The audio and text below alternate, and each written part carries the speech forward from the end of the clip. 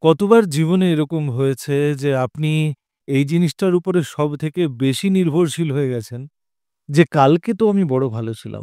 জীবন তো কালকেই ভালো ছিল। আজকে সমস্যা বেশি।" এই রকমের ভাবনা চিন্তা যখন মানুষের কাছে আসে, তখন আমাকে এটা ভাবার নেই যে আমি দুনিয়াতে সবথেকে আলাদা বা ভিন্ন, আর অন্যান্য মানুষের জীবন বড় সুন্দর যাচ্ছে। দেখুন, জীবনের একটা অধ্যায় এরকম থাকে যেখানে আপনি যখন দাঁড়িয়ে যান না, তখন আপনাকে এটার উপরে সবথেকে বেশি আফসোস লাগে যে কিছু জিনিস যেটা আপনি খুব সহজেই করে নিতে পারেন, সেই জিনিসগুলো আপনি করতে পারছেন না। আর যখন এটা সবথেকে বেশি মনে আঘাত করে, তখন আমাকে লাগে যে কালকের যে অবস্থাটা ছিল, যেখানে আমি স্বচ্ছন্দে নিজের কাজ করতাম সেটা ভালো ছিল। অনেক সময় এটা বিয়ে হওয়ার পরে মানুষ ফিল করে যে বিয়ের আগে আমি ভালো ছিলাম।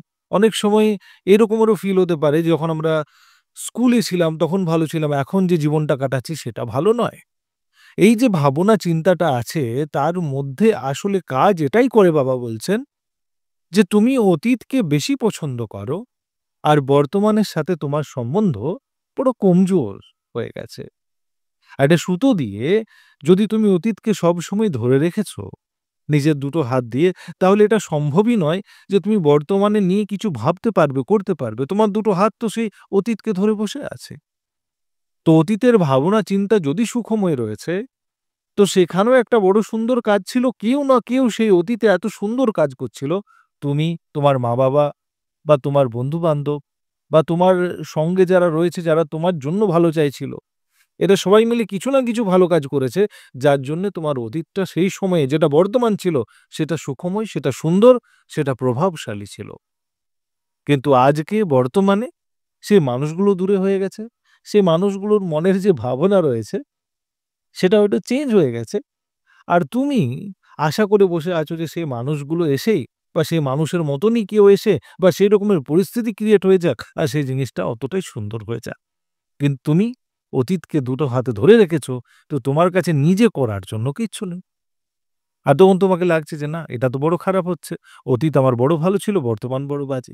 কিন্তু বাস্তবে তখন যে বর্তমানটা ছিল, সেটা তুমি ভালো করে কাটিয়েছো, ভালো কাজ করেছো। আজকে বর্তমানে তোমার নিজের কোনো নতুন করার, ভালো করার, যেটা তোমার জন্য উন্নতি নিয়ে আসবে সেরকমের করার কিচ্ছু নেই।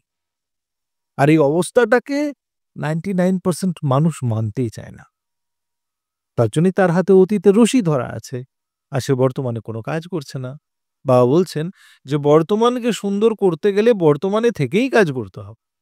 ভবিষ্যতের চিন্তা, অতীতের চিন্তা এগুলোকে নিয়ে যখনই তুমি নিজের বর্তমান গড়তে যাবে, তুমি বর্তমান তো গড়তে পারবে না, গড়বে কিছু চিন্তা। কিছু দুশ্চিন্তা এইরকম যেগুলোর সমাধান তোমার হাতে তো নেই।" তো এই জিনিসটাকে আমরা যত তাড়াতাড়ি বুঝে যাব, তত আমাদের মঙ্গল। তাহলে যদি বুঝে গেলাম তো এবারে কি করতে হবে? আমি তো বর্তমানে বুঝে গেলাম যে আমাকে বর্তমান ঠিক করতে হবে। তাহলে এবারে আমাকে কি করা দরকার? অতীতকে ছেড়ে দিতে হবে? অবশ্যই ছাড়তে হবে। দ্বিতীয় কি করা দরকার? ছেড়ে দিলাম, দুটো হাত খালি হয়ে গেল। এবারে কি করব? এইবারে আমাকে কি করতে হবে যে যেরকম আমি রয়েছি, সেরকমই আমাকে বাঁচতে আরম্ভ করতে হবে। সেরকমই আমাকে বাঁচতে আরম্ভ করতে হবে।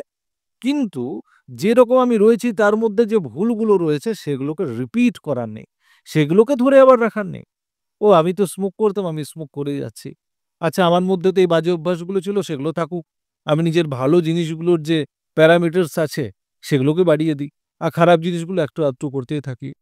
সম্পূর্ণভাবে যদি বর্তমানকে তুমি সমর্পণ না করলে নিজের সম্পূর্ণ ভালো কাজ আর নিজের খারাপ কাজগুলোকে ত্যাগ না করলে বর্তমানে, তাহলে বর্তমান না সুখময় হবে, না সুন্দর হবে, না প্রভাবশালী হবে। অতীতে তোমার বর্তমান সুখময়, সুন্দর, প্রভাবশালী ছিল কারণ সেই সময়ে তুমি শুধু ভালো কাজকে বেছে নিয়েছিলে। খারাপ কাজকে একটুও প্রশ্রয় দাওনি। তো এই জিনিসটাকে আমাদেরকে বুঝে নিতে হবে।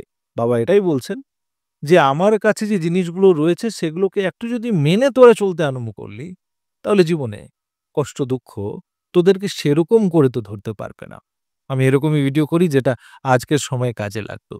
ভালো লাগলে অবশ্যই শেয়ার করবেন, লাইক করবেন। আবার দেখা হচ্ছে একটা অন্য ভিডিওতে। জয় বাবা মঙ্গলকারী লোকনাথ ব্রহ্মচারী।